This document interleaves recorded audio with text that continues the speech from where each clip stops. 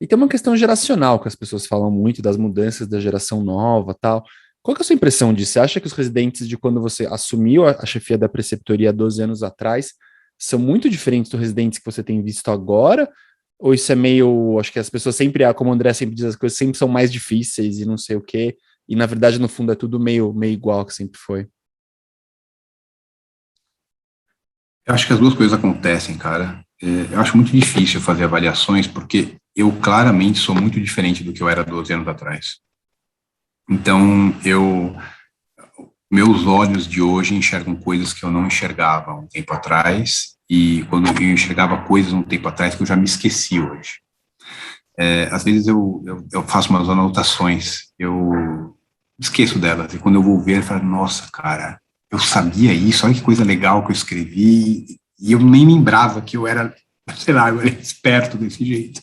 Então, as avaliações geracionais, eu acho que elas têm um viés do momento, e elas são boas como um corte momentâneo, mas não são boas para comparação. Provavelmente tudo mais ou menos igual, provavelmente a turma que vem agora, ela na verdade é muito boa porque ela vai moldar um mundo melhor do que o mundo do passado. Então eu não vejo o mundo como um contínuo problema que vai acabar, entendeu? Acho Mas que as coisas vão contar, só degenerar. vamos lá. Pega aquele seu pior R3. O seu. Ele vai chegar pro R1 de hoje e vai falar, Naruto, vem aqui. E aí? O que vai acontecer? Conta pra gente. Isso vai dar certo? Residentes, André, eles são muito hábeis e eles são como água, eles encontram o caminho no meio das pedras. Então não adianta você construir barreiras que eles Essa é igual o vão Anderson encontrar o Silva, caminho. hein? Oi? O Anderson Silva é como água. Esse é o. Ah, ele é como água, isso aí, o Spider é ele mesmo.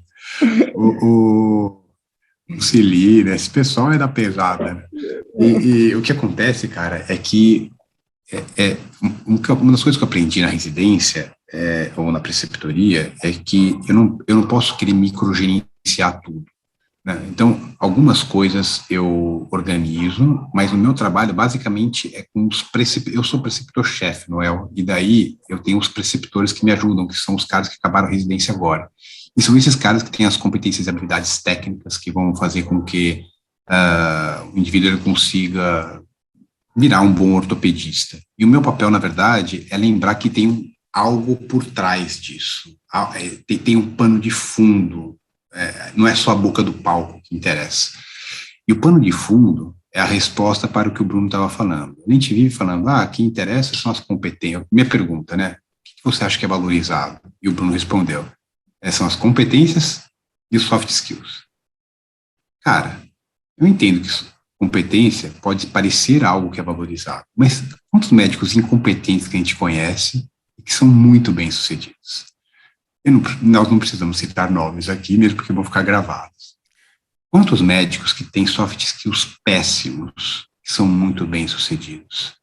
Também a gente não precisa falar isso. Tem um monte de gente escrota que ela é bem-sucedida profissionalmente. Meus amigos, o que é bem-sucedido na vida não é ter competência e não ter soft skill. O que é bem sucedido, o que é valorizado na vida é o que é raro. Então, na verdade, o que nós temos que ser pessoas raras para que os nossos pacientes, nossos pares, nos vejam como coisas que não são comuns e aí eles vão valorizar. Esse é um conceito que é meio óbvio, né? Os metais mais raros são os mais valorizados, o Bitcoin vive crescendo em valor, porque tem um valor, vai ter no máximo 21 milhões de Bitcoins no mundo. Você falou do Bitcoin, até se me acordou aqui. Deixa eu te fazer uma pergunta, você falou de Bitcoin, né? Eu pensei o seguinte, cara, 12 anos atrás você pega um residente e você falava E dá para ele Bitcoin pra ele. dá um Bitcoin para ele, não tô brincando, não. Pensa ele não é mais residente hoje. Imagina, ele já tá bilionário, né? Ele minerou 50 mil bitcoins, né? Tá louco, o cara ia conseguir comprar um muito além do gesso, mas enfim. Pensa no Naruto aí de 12 anos atrás. Ele chegava pro Fanta, preceptor, ele falava de carreira, falava que ele queria ser professor doutor, talvez, falava que ele queria ser o Fanta, queria ser um preceptor, mas eu acho que o cara de hoje fala que ele quer ser bem-sucedido. ele fala que ele quer ser rico. Você já ouviu isso de algum residente? De vários, de vários. Mas isso é legal, isso é uma coisa que tem que ser estimulada. Quando um cara traz um sonho para você, você tem que adubar, você tem que jogar água, você tem que falar, isso, sonha mesmo. O sujeito tem que sonhar. O sonho é o que faz o mundo andar, a roda girar, a gente ir para frente. Então, quando o cara fala que quer ser rico, o cara quer ser famoso, quer ser reconhecido, você fala isso, beleza. Agora, como que você faz isso? Eu vou aprender, eu vou ser o melhor na prova, eu vou ser o cara que melhor vai operar, eu vou ser o cara do jeito que mais vai falar. Isso não é garantia de nada. Isso é interessante, porque para você ser reconhecido, para você ser valorizado, para você ser bem-sucedido, o que é ser raro? O que isso quer dizer, essa porcaria? Tá bom, você está falando que tem que ser raro. Que raridade é essa? A raridade é ser você mesmo. Vou dar um outro exemplo. Quando eu era R4, eu tinha um sujeito, que foi o sujeito que me formou, na verdade, foi meu mestre na cirurgia do pé, foi a pessoa que mestre na ortopedia, mestre na medicina e muitas vezes mestre na minha vida. Esse sujeito, ele era um cara que... Pode falar o nome dele, meu. Pode falar o nome dele. Ficamos felizes aqui com esse elogio, pô. Fica tudo gravado, né? As pessoas, quem me conhece sabe quem que é, mas não preciso falar o nome de ninguém, porque eu vou falar de outras pessoas também. Ele é um pouco mais velho, e é um sujeito que... Ele tem um pensamento que era um pouco mais antigo.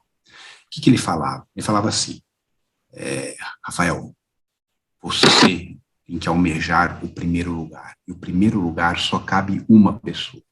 E ele era muito bom, ele tinha um outro cara de outra escola, de outra faculdade, que era outro cara que era o brilhante da geração dele, e os dois se engalfinhavam em todo tipo de congresso que tinham. Então, um falava A, o outro falava B, um falava o outro falava 2, sempre para ter essa divergência, para ser diametralmente oposto e fazer o contraponto para mostrar que pensava diferente, porque os dois, eles falavam que brigavam pelo mesmo ponto, pelo mesmo paciente. Eu entendi isso, eu aprendi isso, mas que com o passar do tempo eu vi que as coisas eram um pouquinho diferentes disso. Talvez isso fosse uma realidade numa época em que medicina tinha 80 faculdades, que é a minha medicina, quando eu me formei, quando eu entrei na faculdade de medicina em 93, tinha 80 faculdades no Brasil. O meu CRM é 93 mil. Hoje está em quanto? 200 e... sei lá, 200 lá. É muito mais gente. Então, quando você tinha poucos médicos, quando a medicina era uma profissão que só algumas pessoas chegavam, fazia sentido você dizer que tem um nicho e você quer fazer parte esse nicho é seu ou de outra pessoa e vocês estão competindo pelas mesmas pessoas. Eu quero tratar o presidente do Brasil, eu quero tratar o governador do estado, eu quero tratar o dono daquela empresa. Hoje em dia, não. Hoje em dia, nós estamos vivendo algo que aconteceu. O modelo antigo era como a Idade Média, né? Tudo o conhecimento estava nas universidades, estava tudo num nicho só. Então, a universidade, que tinha uma só ou 5 na Europa inteira, tudo estava lá. Hoje em dia, você tem universidade em todo canto, conhecimento em todo lugar, o conhecimento está na internet. Então, é muito fácil você criar um nicho próprio e esse nicho e você ser bem sucedido nesse nicho, você encontrar pessoas que se interessam pelo que você faz. Para isso você tem que ser você mesmo, mas é óbvio que os jovens hoje, eles às vezes quando não são bem orientados, eles pensam assim, então eu posso ser de qualquer jeito, então eu vou aprender as coisas de um jeito qualquer, que às vezes é o jeito mais fácil, e às vezes esse jeito mais fácil não é um jeito que ele vai ser útil socialmente, e ele começa a ter um monte de problemas, um monte de complicações, e aí ele começa a perder a fé nele mesmo, e daí ele começa a achar que ele não é capaz, que ele não é hábil, ele perde a autoestima, ele fala, isso aqui não é para mim, eu não consigo tratar o paciente, as minhas cirurgias não dão certas, e daí ele cai e ele não consegue mais levantar. Então, esse guerreiro que está aí, ao mesmo tempo que ele tem que ser estimulado a sonhar, ele também tem que ser treinado num caminho que ele seja capaz de crescer nesse caminho, que seja com soft skills ou competência técnica, mas lembrando que as características dele, que são diferentes do grupo em que ele vive, eles devem ser desenvolvidas também. O que é isso, das características dele? É que não tem que ser igual a todo mundo.